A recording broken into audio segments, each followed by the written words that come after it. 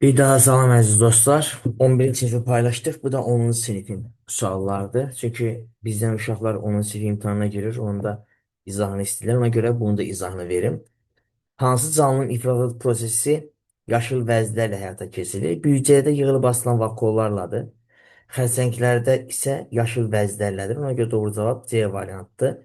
Hörümçəklərdə malpighi boruları xüsusi vəzlərdir. Həşəratda malpighi borulardır. Xordallarda da adətən böyrəklər vasitəsilə və yaxud da neşter setokirik metanefidi vasitəsilə həyata keçirilə bilir.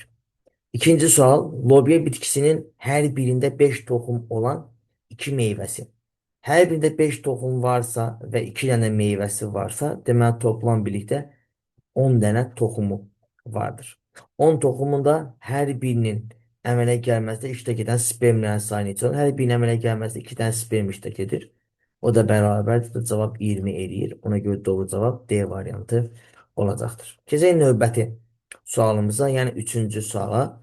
Verilən prosesləri birləşdirən ifadə hansıdır? Əməvin bölünməsi, evrenanın bölünməsi. Bundan sonra burada kif göbələyinin sporla çoxalması və tumucuqlanma. Ümumiyyətcə burada birlikdə götürəndə qeyri-cins çoxalma olaraq cavab D variantı olaraq götürə bilərik. Dördüncü sual. Verilmiş bitkilərin hansının generativ orqanından qida kimi istifadə edirik? Kələmin yarpağından istifadə edirik, yer kökünün kökündən istifadə edirik, kartofun gövdəsindən istifadə edirik, soğanın gövdəsindən istifadə edirik, amma pomidorun meyvəsindən istifadə edirik. Beşinci sual. Şəkildə göstərilən çoxalma üsuluna hansı bitkilər rast gəlinir? Görürsünüz, şəkildə bığızıqla çoxalmadır. Bığızıqda çiyələkdir, qaymaq çiçəyidir. Bunlar da müşahidə olunur. Ona görə doğru cavab kimi B variantını götürəcəyik. Altıncı suala keçək. Altı deyir ki, hansının inkişafı dolayı yolla baş verir? Bunda inkişaf düzünədir, kəpənəkdə dolayıdır, qurbağada dolayıdır, məmmədə düzünədir, burada çəyirtkədə dolayıdır, sürünənlərdə düzünədir. Dolayı yolla 2, 3 və 5. Doğru cavab B variantı olur. 7-ci sual. Hansı bitkinin meyvələrinin meyvə yanlığı iki taycıqdan ibarətdir? Burada söhbət paxla meyvədən gedəcək. Deməli, soyanı götürəcəyik, paxla meyvədir. Noxudu götürəcəyik, paxla meyvədir. Və akasiyanı götürəcəyik, bu da paxla meyvədir. Ona görə 3, 4 və 6. Doğru cavab C variantı olur. Hər şeyi yeyən heyvandır.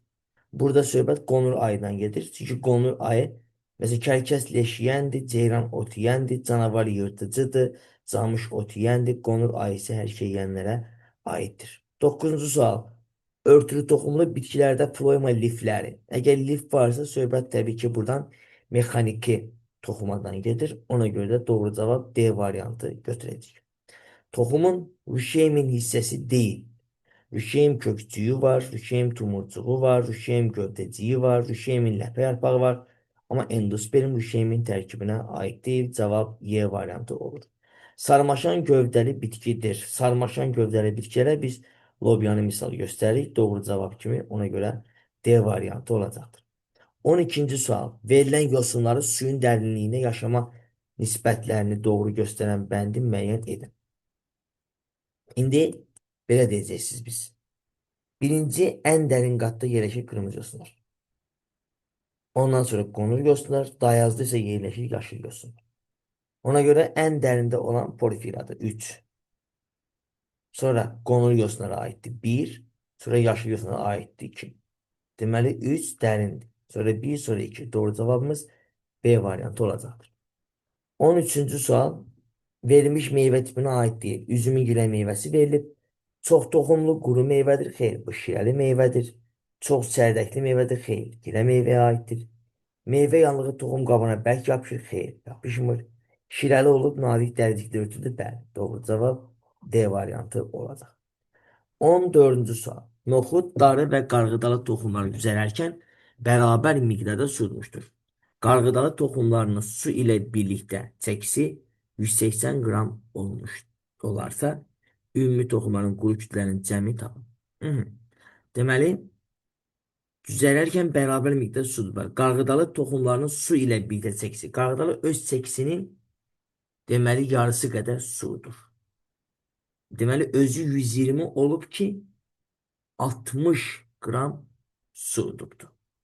Öz çəkisi nə qədərmiş? 120 qram imiş. Bu isə öz çəkisi 120 qramdır. 60 qram sudur. Hər biri bərabər miqdarda sudur. Noxud 60 qram su udubsa öz çəkisi qədərdir. Özdə 60 imiş. Üstə gəlin. Darı öz çəkisinin 1/4 qədər sudur.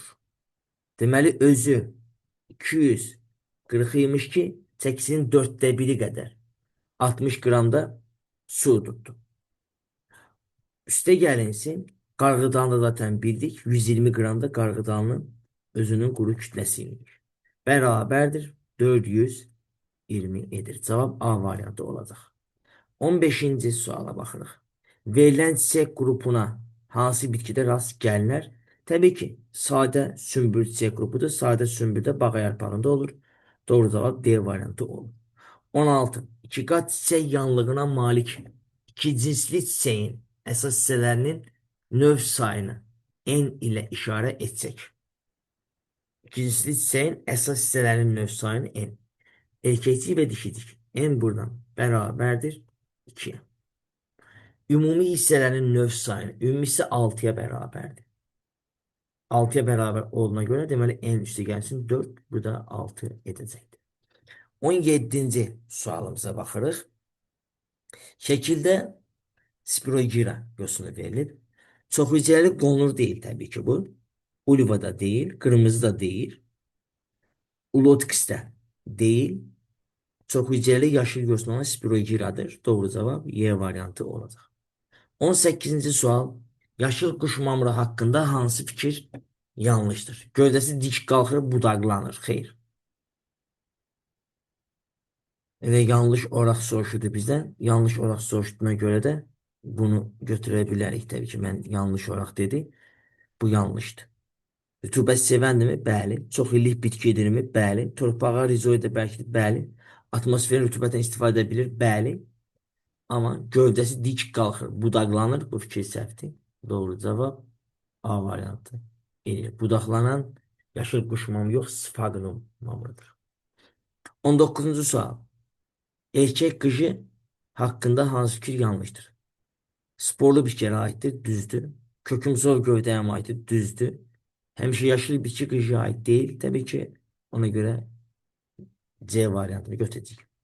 Verilən yosunlar hansı suyun daha dərin qatında yerləşir? Ən dərin qatda yerləşən qırmızı yosunlardır. Ona görə də burada porfirə qırmızı yosunlara aiddir. Bunu götürəcəyik. Erkək qışının 2 yarpaq. Yarpağı diploiddir. 2 yarpaq hücrəsi 4 olur. Üstə gəlinsin. Bir protal, protalı haploid N olacaqdır. Üstə gəlinsin. 3 sporangidi var. Sporangidi var diploid. 3'ü vuranda 2 o da 6 N eləyəcəkdir. Deməli toplam birlikdə bunların cəmi 11 N eləyir. Yəni cavab Y variantı olur. 22-ci sual. Cədvələ əsasən X-in qiymət tapın. Uloks yosununda olan hüceyrə sayı N, hüceyrələr sayı və xromatoforların sayı. O zaman hüceyrə sayı yenə N olacaq. Üstə gəlinsin xromatofor sayı da N-1 olacaq. Deməli bu da 2N çıx 1, yəni doğru cavabımız A variantı olur. 23-cü sual. Verilən ifadələrdən hansı doğrudur? Soxulcanın həlqə və əzələləri yığıldıqda bədən yoğunlaşır. Həlqə və əzələ yığıldıqda bədən nafikləşir. Xarici skeletə adətən xaricdən əzəllər birləşir. Xarici skeletə yox, daxili skeletə xaricdən əzəllər birləşir. Bu səhvdir. Bu da səhvdir. Soxulcanın uzunluğuna əzələləri yığıldıqda bədən nazikləşmir. Bədən əksinə qalınlaşır. Uzunluğuna əzələri yığıldıqda. Bu da səhvdir. Birhüceyrəli orqanizmlər kirpik, yalancaq və qamçı hərəkət edə bilər. Bəli, edə bilər. Bu doğru fikirdir. Kalimanın hərəkət reaktivdir. Sözsüz. Bu da doğru fikirdir. 4 və 5 cavabı. Xlamidomonada yosununda qamçı və yığılıb açılan vakuolların sayının cəmi 40 ədəddir. Bir xlamidomonada da 2 qamçı var, 2 dənə yığılıb açılan vakuol var. O zaman 40'ı bölürük 4'ə. Bərabərdir. Mənim cəmi 10 dənə xlamidomonadam vardır. Hər xlamidomonada da bir dənə xromatofor var. Ona görə doğru cavabımız 10 cavabı eləyir. Ehtiyat qida maddəsi toxumunun endospermində toplana bilər. Deməli, endosperm də toplanacaqdır. Harda? Buğdada toplana bilər. Soğanda bir ləpələ toplana bilər. Bir də üç rəng bənövşə ilə qaymaq çiçəyində də toplana bilir deyə qaymaq çiçəyini götürəcəm. Deməli 3, 5 və 6 cavabı olacaqdır. 26. Sfagnon mamuru verilib, doğru fikirləri seçin deyir. Torfun əmələ gəlməsində iştirak edir, bəli.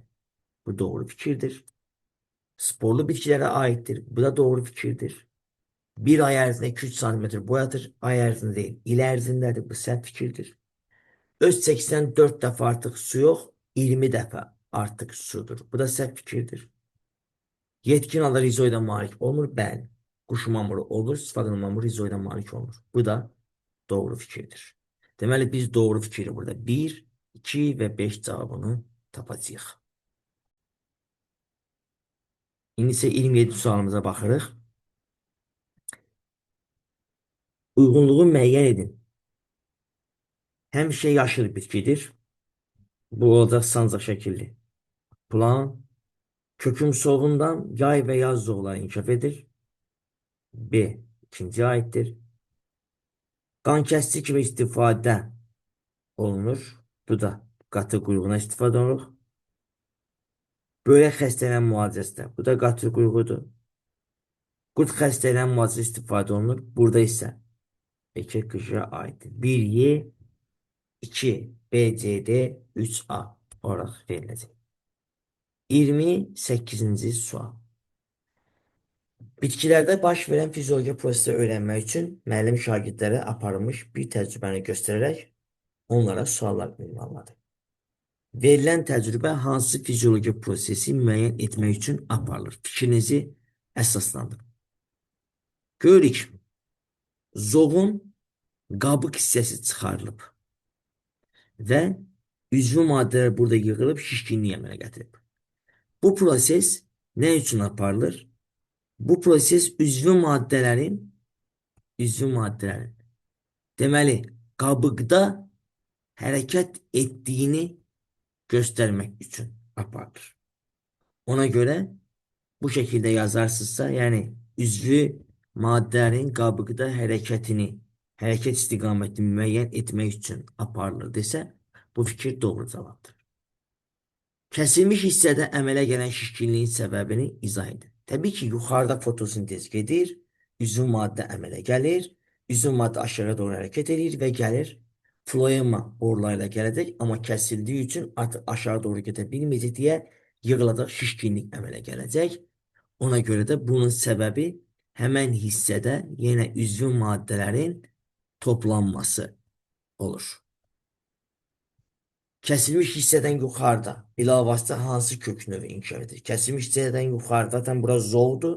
Zoğdan da inkişaf edən köklər əlavə köklər olacaqdır desiniz. Bu da sonuncu sualımızın izahı. Təşəkkür edirəm. Uğurlar olsun hər birinizə. Çox sağ olun.